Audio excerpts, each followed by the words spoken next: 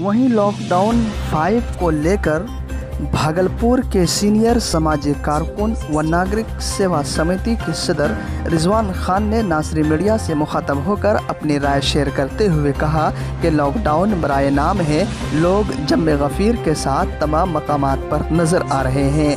ये किस तरह का लॉकडाउन है, सोशल डिस्टेंसिंग का कहाँ पालन हो रहा है। इसी तरह का नज़्म रहा तो हिंदुस्तान कोरोना स्पॉट बन जाएगा। इसलिए रिजवान खान ने सरकार से मुतालबा करते हुए कहा कि सख्ती के साथ लॉकडाउन का अमल करवाए और मुल्क को बचाए, नहीं तो यहाँ का बहुत बुरा हाल होगा। देखिए नासरी मीडिया के साथ कमर अमान की खुसूसी रिपोर्ट। जी हाँ दोस्तों, आपसे गुजारिश है हमारी इस खबर को ज़्यादा से ज़्यादा शेयर करें, लाइक करें, कमेंट में अपनी राय ज़रूर दें। चौथा लॉकडाउन का ये आखिरी दिन है और 5वां लॉकडाउन लगाने की बात जोरों पर है। इस सिलसिले में आप अपनी राय क्या रखते हैं, नासरी मीडिया से बताइए। देखिए, आज कोरोना की वजह से पूरी दुनिया में तबाही मची हुई है, उसमें हमारा भारत भी शामिल है। अब भारत में लगातार लॉकडाउन बढ़ रहा है। भारत में 23 मार्च को पहला लॉकडाउन लगा था। ये लॉकडाउन इसलिए लगाया गया था कि कोरोना का जो प्रसार है बीमारी का, उसको रोका जा सके और बहुत हद तक रोकने का जो काम, जो मकसद था, उसमें सफल भी हुए। लेकिन चौथा लॉकडाउन आपने जो लगाया और उसमें जो आपने छूट दी, और हमको नहीं लगता कि ये लॉकडाउन जैसा है। आप मार्केट में जाएंगे तो कहीं पर से नहीं लगता है कि कोरोना बीमारी से ये देश गुजर रहा है। लोग फ्रीली घूम रहे हैं, सोशल डिस्टेंसिंग हो, मास्क हो, सैनिटाइजर हो, हाथ धोने की जितनी आपने बातें मोबाइल पर, टीवी पर प्रचार प्रसार में कहा, वो किसी के ज़हन में नहीं है। लगातार चौथे लॉकडाउन के बाद जो प्रवासी घर आ रहे हैं, वो कहीं न कहीं बड़े शहरों से कोरोना को लेकर अपने घर आ रहे हैं, जिसकी वजह से पूरे भारत में धीरे धीरे जो है कोरोना का प्रसार बढ़ गया। जहाँ पर हर दिन 200, 300, 400 मरीज हुआ करते थे हर दिन कोरोना के देश भर में, आज 5000 से ज़्यादा है, 1.5 लाख से ज़्यादा कोरोना के केस अब तक सामने आ चुके हैं। और सरकार ने क्या समझ के पहला लॉकडाउन किस आधार पर लगाया था, और दूसरी बात, अगर लॉकडाउन आपने लगाया था तो आप प्रवासी जो मजदूर थे उनको क्यों नहीं उस वक्त निकाल दिया। तो इसलिए कि उस वक्त 500, जिस वक्त आपने पहला लॉकडाउन 23 मार्च पे लगा था, उसमें 500 केस थे। आज 5वां लॉकडाउन लगने जा रहा है, 1.5 लाख से ज्यादा केस हो रहे हैं। सरकार का हमको लगता है प्लानिंग सही नहीं था कोरोना को रोकने में, और हमको जिस तरह से लग रहा है कि धीरे धीरे जिस तरह से केस बढ़ रहा है पूरे भारत दुनिया की अगर फैल गया, जिस तरह WHO 2 महीने पहले कह रहा था कि अमेरिका और भारत कहीं न कहीं इटली से 2 महीना दूर है और भारत उसी राह पर आगे बढ़ चुका है। 5वां लॉकडाउन 31 मई के बाद लगेगा। इसमें ये बात सामने आ रही कि धार्मिक स्थलों को भी खोला जाए। एक तरफ आप कहते हैं कि भीड़ से कोरोना फैलता है, तो भीड़ किसी भी तरह की हो, धार्मिक हो या खेल हो या बाजार हो, वहां पर कोरोना फैलेगा। धर्म नहीं देखता कोरोना, किस धर्म के मानने वाले। आज दुनिया में देख लीजिए, चाइना में कौन धर्म था, अमेरिका में कौन धर्म है, ये फिलिस्तीन में कौन धर्म है, अफगानिस्तान में कौन धर्म है, या आप इसराइल में कौन धर्म है। धर्म कोई नहीं देखता।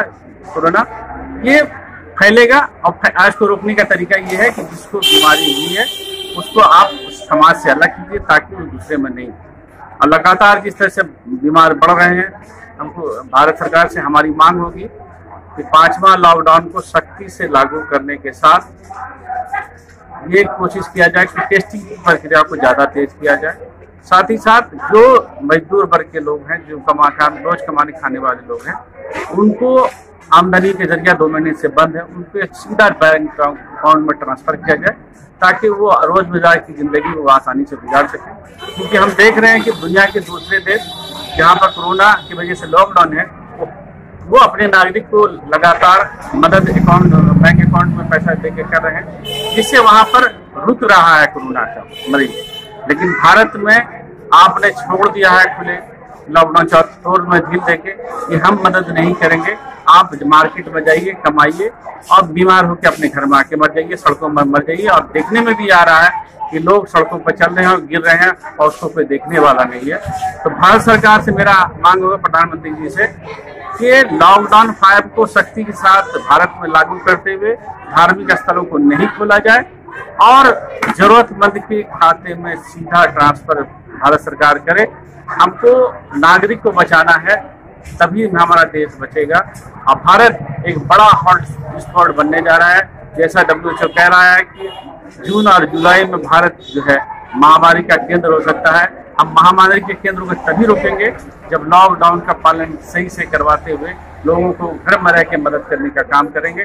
सरकार से मेरा फिर एक बार आग्रह होगा कि लॉकडाउन 5 में जो है लोगों की मदद करते हुए सख्ती के साथ लॉकडाउन का पालन करवाया जाए और छूट के नाम पर जिस तरह से लोग मार्केट में चहलकदमी कर रहे हैं, घूम रहे हैं, फिर रहे हैं, इससे और जो है कोरोना फैलेगा, जिसको रोक पाना बहुत मुश्किल होगा। एक जानकार खुद कह रहे हैं कि हम कहीं न कहीं अंधेरे में तीर छोड़ने का काम कर रहे हैं, जो कहीं न कहीं निशाने से दूर जा रहा है। तो हमको लग रहा है कि इस बार सरकार कुछ बेहतर कदम उठाने के साथ देश के नागरिकों को कोरोना से जो है बचाने का काम करेगी और यही भारत के नागरिक उनसे उम्मीद करते हैं। प्रवासी मजदूर के सिलसिले में आप क्या कहना चाहते हैं? सारे देश में प्रवासी मजदूर जो आ रहे हैं ट्रेन से, जो उनकी हालत है और वो रास्ते में मर भी रहे हैं और खाने पीने के लिए तरस रहे हैं, इस सिलसिले में आप क्या कहना चाहते हैं और सरकार से क्या मुतालबा चाहते हैं? देखिए, प्रवासी मजदूर को पहले लॉकडाउन में अगर निकाल देते तो सारे प्रवासी मजदूर अपने घरों में होते।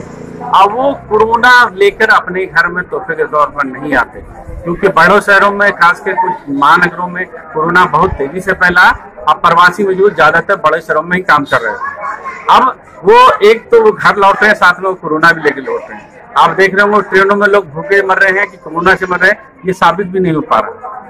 आप सरकार बड़ी बड़ी बात करती है कि हम 20% छूट दे रहे हैं, कोई 80% छूट दे रहे हैं। अब सुप्रीम कोर्ट ने कहा कि आपको फ्री में पहुंचाना हो। कोई सरकार हवाई जहाज से अपने प्रवासी को ला रही है, तो कोई बस से ला रही है, तो कोई समाज सेवी, तो कोई पॉलिटिकल पार्टी के लोग भेज रहे हैं। आपको लगता है कि मजदूर के साथ कहीं ना कहीं अन्याय हुआ है।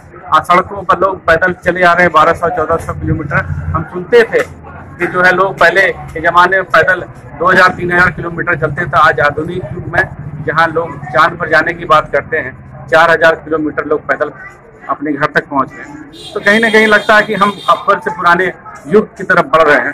सरकार को इस तरफ ध्यान देना चाहिए कि वही गरीब प्रवासी मजदूर है जो आपको सरकार बनाता है और कहीं ना कहीं सरकार उसको जो है छोड़ चुकी है, नजरअंदाज कर रही है, जिसका बहुत हमें लगता है अफसोस है। सरकार जनता की होती है, इसलिए जनता पर उसका खास ध्यान होना चाहिए। अमीर और गरीब में कोई फर्क नहीं होना।